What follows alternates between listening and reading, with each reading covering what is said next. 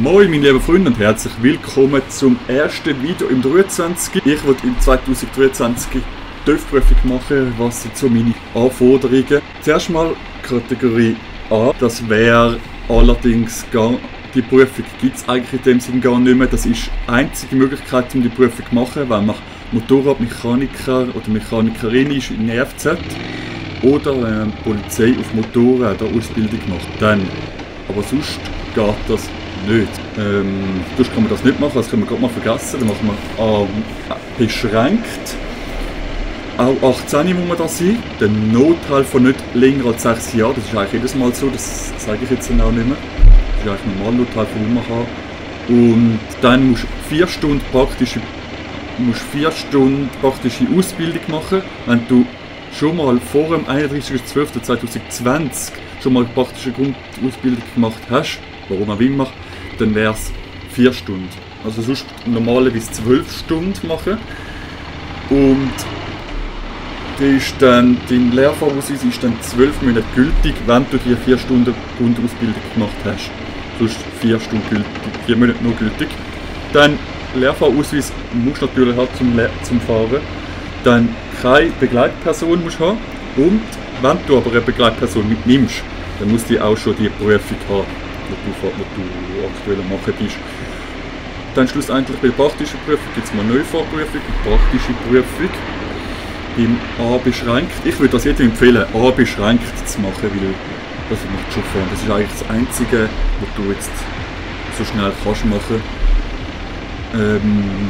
Ja, das wäre dann eben nicht mehr als 35 Kilowatt TÜV.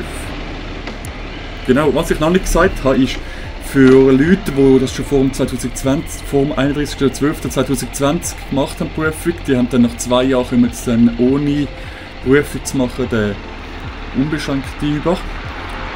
Aber für Leute, die sie nach dem 1. Januar 2021 gemacht haben, also das ist ja eigentlich jetzt, gibt's wenn die 2 Jahre lang die Prüfung haben, dann kann man den Lehrfahrausweis für die Kategorie A unbeschränkt beantragen.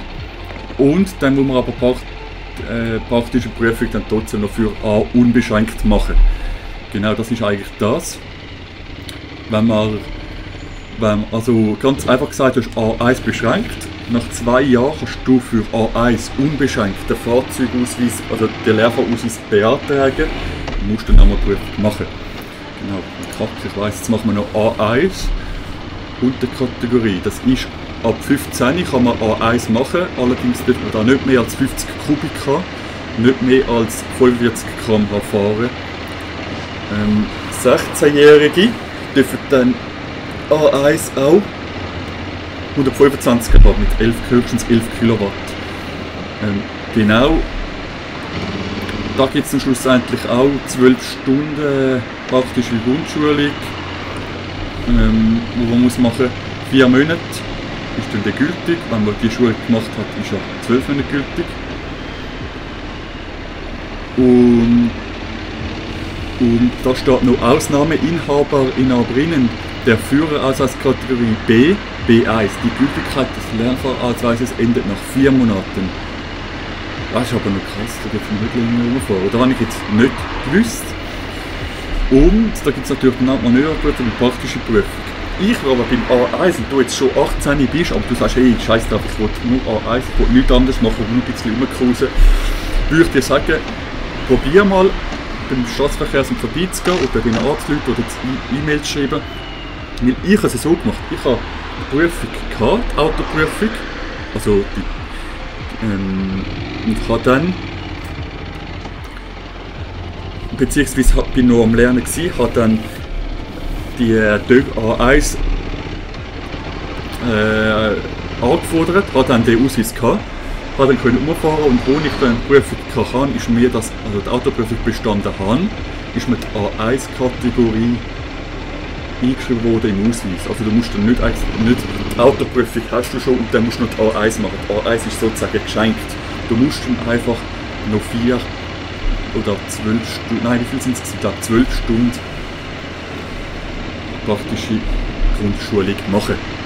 Aber keine Prüfung mehr. Also wenn du sagst, du willst es machen, dann schreib denen und die sollen dir das einschreiben, neue Ausweis bekommen und dann ja, könnt ihr euch ja darum, wenn euch interessiert, dann mal schauen, wie das so läuft.